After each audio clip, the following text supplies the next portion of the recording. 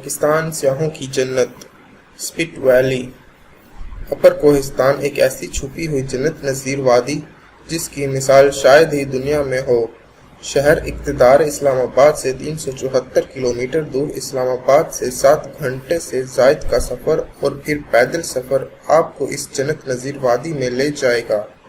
کوہستان یوں تو اپنے رسم و رواج، رہن سہن میں ایک الگ پہچان کا حامل ہے، اس کے ساتھ ساتھ قدرتی خوبصورتی سے مالا مال بھی ہے۔ پورے یقین سے کہہ سکتا ہوں ایسا جنت نظیر زمین کا ٹکڑا آپ نے نہیں دیکھا ہوگا۔ جس نے سپٹ ویلی دیکھی وہ اس کا ہی ہو گیا۔ قدرت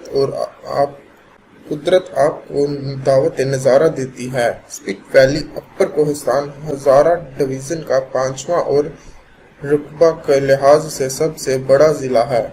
آبادی اتنی نہیں ہے جتنی دیگر اضلاع ہری پور، ایبٹ آباد، منسیرا یا ضلع بنگرام کی سرحد گلگت کے ساتھ لگتی ہے۔ آبادی اتنی نہیں ہے جتنی دیگر اضلاع ہری پور، ایبٹ آباد، منسیرا کی ہے۔ ضلع بٹگرام بھی ہزارہ ڈویژن کا ضلع ہے۔ وادی سپٹ اپر کوہستان جس کی سرحد گلگت کے ساتھ لگتی ہے، عموماً تو یہ وادی برف سے ڈھکی رہتی ہے، لیکن 15 جون کے بعد برف کم ہونے سے راستہ کھل جاتا ہے اور آپ بآسانی قدرت کے حسین ترین شاہکار کو چھو سکتے ہیں۔ یہاں موجود جھیلیں، ندی نالے، جھرنے، گنگناتے گیت گاتی ہوا آپ کو قدرت کے قریب کر دیتی ہے۔ یہاں کی سب سے دید زیب جھیل موہین اور اپر موہین ہے۔ اس جیسی جھیل شاید ہی کہیں ہو۔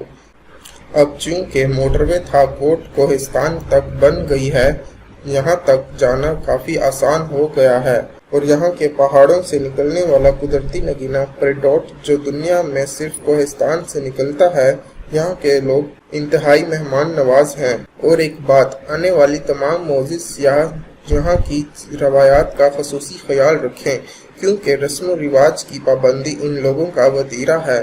یہاں آپ اگر فیملی کے ساتھ آتے ہیں تو ستمبر اکتوبر اچھا رہے گا، اس سے پہلے جون تک برف رہتی ہے اور پھر ساون کی بارشیں۔ کیونکہ علاقہ دشوار گزار اور آبادی سے دور ہے، یہاں زیادہ سہولیات نہیں ہیں، لیکن آپ کو ہر طرح سے یہ لوگ آپ کی مہمان نوازی میں پیش ملیں گے۔